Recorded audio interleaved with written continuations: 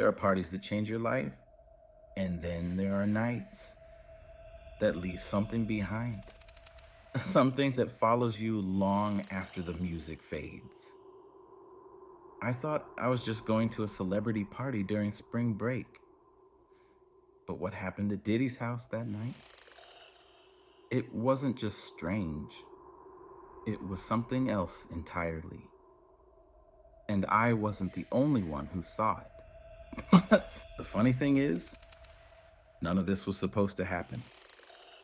We didn't fly to LA looking for secrets. We just wanted palm trees and cheap thrills.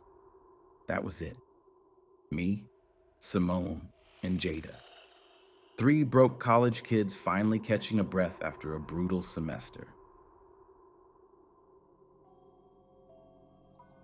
Simone had just gotten off a grueling internship at a law office. Jada was working 2 jobs just to keep her scholarship. And me, I'd been running on fumes since midterms. So when Simone's cousin texted and said her Koreatown apartment was sitting empty for a week, we didn't even hesitate. We threw together our bags, bought standby flights, and landed in Los Angeles like we were about to change our lives. And at first, it felt like we had. The city hit us fast. Bright sun, fast cars, perfect strangers. Venice Beach smelled like salt and freedom. The tacos were overpriced and perfect. We wore cheap sunglasses and pretended they were designers. Even the air had this electric buzz, like something important could happen at any moment. But there was something off, too. Beneath all the glamour, LA had this strange, hollow beat. The smiles people gave you didn't match their eyes. The laughs were just a little too sharp, like they were rehearsed. I caught it in the way waiters called you boss, without making eye contact. In how the girls at the rooftop bar took 30 photos of themselves dancing, then sat back down bored the moment their cameras stopped recording. It was like everyone was auditioning for a role in a movie that never ended. Simone felt it the strongest. "It's like no one here's real," she muttered one night while we were standing outside a 7-Eleven, sipping Slurpees after midnight. Like they're all playing pretend. "Isn't that what LA is?" I joked. She didn't laugh. She just stared across the street, eyes narrowed. Pretend too long and you forget who you were. Still, we didn't think too hard about it. You don't question good times when they finally arrive. And that's why when Jada came back from the bar with that wild look in her eye, we listened. We were at this dim little spot in West Hollywood, the kind of place where no one wears coats even when it's cold and everyone looks like a walking photo shoot. Jada disappeared for 10 minutes, and when she came back, she was holding a cocktail and vibrating with excitement. "We just got invited to Diddy's house," she whispered. Like saying it too loud might break the spell. I raised an eyebrow. "Like the Diddy?" She nodded. "He's throwing a party tonight. Midnight. Beverly Hills." Simone laughed, almost choking on her drink. "That's fake." "I'm serious," Jada said. She held up a napkin with an address scrawled on it. "Guy said no phones, dress nice, don't ask questions. That's it." It sounded like a trap, like one of those stories where people end up on the news or in a Reddit thread. But the napkin had an address, a real one. And something in Jada's face told us she wasn't lying. We sat in silence for a few seconds, letting the weight of the offer settle. Then Simone said, "Okay, let's go." The Uber picked us up just before midnight. We'd changed into our best outfits, which honestly weren't that impressive. Simone in a fitted black dress she got off a clearance rack. Jada in her signature gold hoops and platform heels. Me in a blazer that barely fit right. But we looked clean, presentable, and more importantly, we looked like we belonged. The city lights started to fade as we climbed into the hills. The neighborhoods got quieter, the roads narrower, the street lamps sparser. It didn't feel like we were heading to a party. It felt like we were being pulled into something private, something gated. Even the Uber driver seemed uncomfortable. He didn't say a word the entire ride, just stared ahead with blank eyes, like he was trying not to listen to something. When we reached the house, I expected chaos. Cars lined up, people laughing outside, maybe music thumping through the windows. But there was nothing. Just two giant iron gates that opened without anyone touching them. They groaned slowly, like they'd been waiting. A man stood at the entrance. No name, no smile. Just a gray suit and a blank expression. He looked us over slowly like he was checking for something we couldn't see. Then he held out his hand and said one word. Phones. We handed them over. Even Jada, who never let hers out of her hand, gave it up. He dropped them into a black velvet pouch, sealed it tight, and handed us a single paper claim ticket. Follow the lights, he said. Don't wander. He didn't wait for questions. He turned and walked away. The gate shut behind us with a soft click that echoed louder than it should have. We walked up a driveway lit with flickering lights embedded in the ground, like we were being guided down a runway. The mansion itself was massive, dark, windowless, made of stone and glass that reflected nothing. There were no other guests outside, no valet, no music, just silence. Simone grabbed my arm. This doesn't feel like a party. Jada tried to laugh it off, but even she was clutching her purse like a lifeline. When we reached the front door, it was already open. No host, no greeting.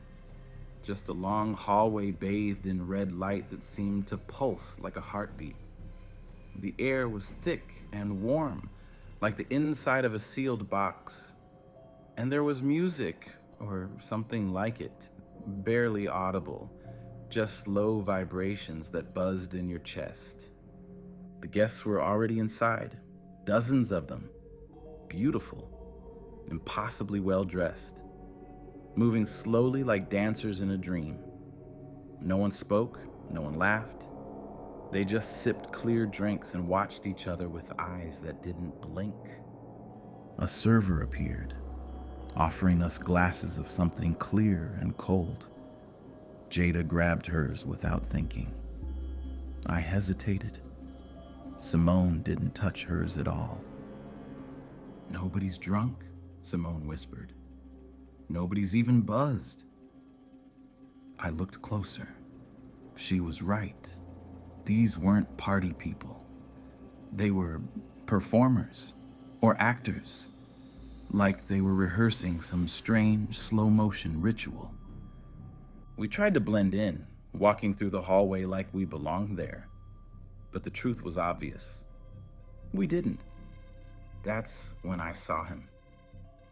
He wasn't surrounded by people. He wasn't holding a drink. He wasn't even trying to hide. Terrence Howard was just there, standing by a wall of glass, looking out over the city like it had told him a secret he wished he could forget. He looked exactly like he did on talk shows. Well-dressed, calm, that strange, gentle voice. But in person, something felt different. His body looked tense, like he was holding on to something too heavy to drop. His jaw was tight. His hands were clasped behind his back. He wasn't smiling. And when he turned, an and looked at me, really looked at me. I froze. It wasn't recognition. It was understanding. He just started walking toward me, and the crowd didn't even react. Like he wasn't part of their reality. Like they couldn't see him. "You ever walk into a place that felt like a memory?" he asked. I opened my mouth, but nothing came out. This place, this house, these people. It's not new, it's just a rerun. Different cast, same script. He studied me for a second. "You still got yours." I frowned. "Got what?" "Your man card," he said.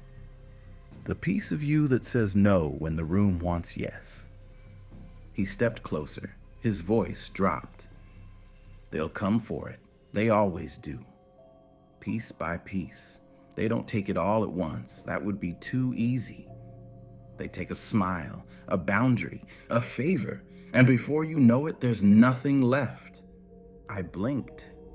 I wanted to ask him more, but when I looked up, he was gone. Vanished, like he'd never been there. Simone walked up beside me, her face drawn. "What did he say?" I shook my head. "Nothing." But I was lying. Because even before Diddy appeared, walking toward me with that wide grin, I knew something had already started. There's a kind of silence that falls when someone powerful enters a room. Not because everyone stops talking, but because everyone wants to hear what they'll say. That's what it felt like when Diddy walked toward us. The noise didn't cut out, but it suddenly didn't matter. He moved like someone used to attention. Not loud, not flashy, just inevitable, like gravity. And that smile, it was perfect, wide, familiar, but behind it, something was off. I didn't know why, but something inside me started ringing like a silent alarm. "What's good, young king?" he said, clapping a hand on my shoulder. His palm was heavy, grounding like it was pinning me to the floor. "You from out of town, right?" I nodded, mouth dry. Simone shifted beside me, and I felt her eyes watching him like a hawk. "We were invited," I said, trying to sound casual. "I know who invited you," he cut in. "I'm glad you came. You got a good energy. Real calm. Balanced." He said it like he'd been watching me all night. "You ever think about staying out here?" he asked. "Making moves? You could go far in this town. Real far." I tried to laugh, but my throat closed up. I mean, who doesn't think about LA? He grinned wider. "Dreams come true out here, but only for people who know how to play the game." Then his voice changed, dropped an octave, slowed down. "Come with me for a minute. I want to show you something." Simone's hand tightened around my arm. "We're good, actually," she said. "We were just about to leave." Diddy kept smiling, but something behind it shifted. Something colder. "I wasn't talking to you, sweetheart," he said. Still polite, still charming, but sharp enough to make my stomach twist. His eyes returned to mine. Just 5 minutes. It was like I didn't have a choice. Like saying no would have made the whole room turn against me. I looked at Simone one last time. She shook her head. Barely. But I followed him anyway. The hallway we entered wasn't like the others. The red light got darker with every step. The hum in the walls grew louder. It felt like I was walking into the belly of the building, like I was going somewhere that didn't want to be found. At the end was a black door, thick, seamless. Diddy opened it like he'd done it 100 times before. Inside was a small lounge. Low ceilings, leather seats, a table with a crystal decanter and 2 tumblers. "Have a seat," he said, already pouring. The drink was clear. It didn't smell like anything. But the second he slid it toward me, my stomach turned. "You got potential," he said. "But that don't mean anything if you're not willing to give something up." I stared at the glass. It looked harmless. But my body was already telling me to run. "Just a drink," he said. "Don't be scared." I wasn't scared of the drink.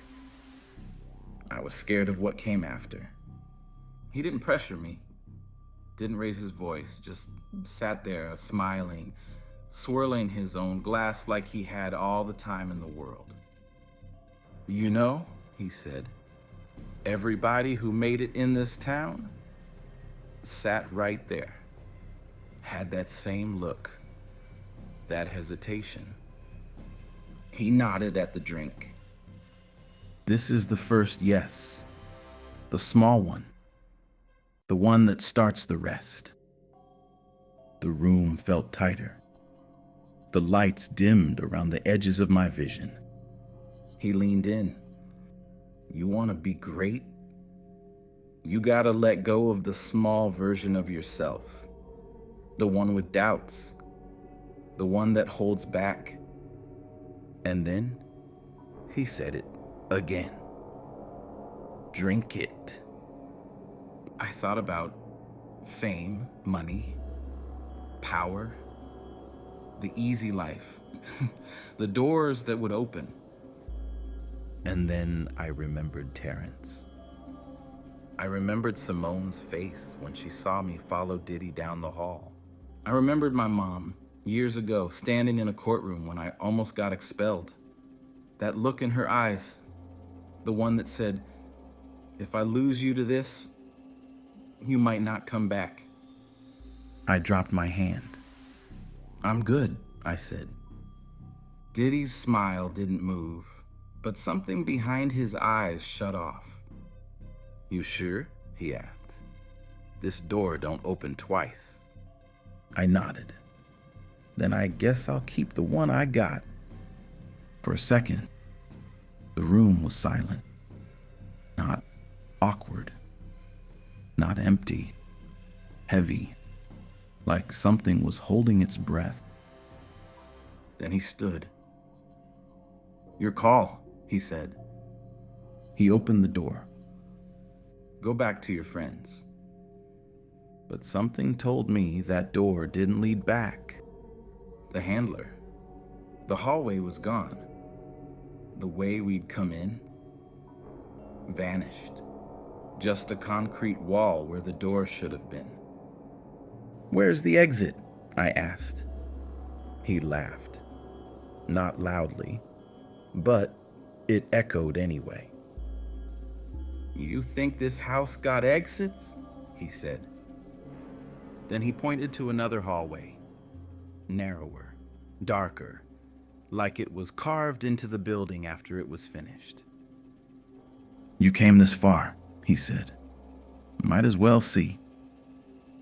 I walked. I didn't know why. Maybe I thought I could figure it out. Maybe I wanted to prove it was just theater, a trick, some Hollywood performance. But every step down that hallway made me feel less like a guest and more like prey. The walls were pulsing. The air was sticky, thick. The hum in the floor felt like a heartbeat, something not mine. We reached a steel door, bolted shut. Diddy looked at me, serious. "You keep looking at me like I'm the one you should be scared of," he said. I'm just the handler. Handler for what? He undid the bolt and pulled open the door. Inside was nothing. No light, no sound. Just a depth so dark it felt like it was swallowing the hallway. The air turned freezing. My breath caught. Something inside that room was breathing. Not fast, not human. A slow, wet inhale like lungs that had been asleep for centuries. It lives with me, Diddy said. Grew up with me. He wasn't joking. At first, I thought it was ambition, drive, something that made me different. He looked at me, but it's hunger. And that's when I understood. This thing, it didn't want money or fame. It didn't want awards. It wanted you, the real you. The part that still said, I don't belong to anyone. It wants submission, he said. It feeds on yes, on obedience, on whatever part of you says no and holds the line. I stepped back. My mouth was dry. You feed it? I asked. He smiled. Everyone does. They just don't call it what it is. And if I don't? He tilted his head. Then it waits, and it follows. It whispers when you're alone. When you doubt, it reminds you that this place still exists. And it waits for the moment you're weak enough to return. I turned around to run, but the hallway behind me was already gone. Just shadow. Just walls. Diddy placed a hand on my shoulder. This is the part where you give it over. Like the rest of us did. Just once. He turned toward the blackness. The air in the room shifted. Something in the dark moved. When do you feed it? I asked. He grinned. Cold. Mechanical. Whenever it gets too hungry. Whenever I feel like I'm slipping. Then, nothing. I don't remember leaving. I didn't walk out. One moment I was inside. The next, I was barefoot, standing in the middle of a cul-de-sac. No phone, no jacket, no house. Just a hedge. Just stars above me that didn't look right. I wandered until I found a gas station. Borrowed a phone. Called Simone. She answered immediately. Where the hell are you? They'd been outside the whole time, waiting. Jada crying. Simone is panicking. The gates had shut. No one responded. The house had disappeared, like it was never there. When I got back to the apartment, no one said much. I didn't tell them what happened. I couldn't. How do you explain something like that? I didn't sleep the rest of the trip. I barely ate. Every time I closed my eyes, I felt it. The cold, the breathing, the thing I didn't see, but knew was still watching.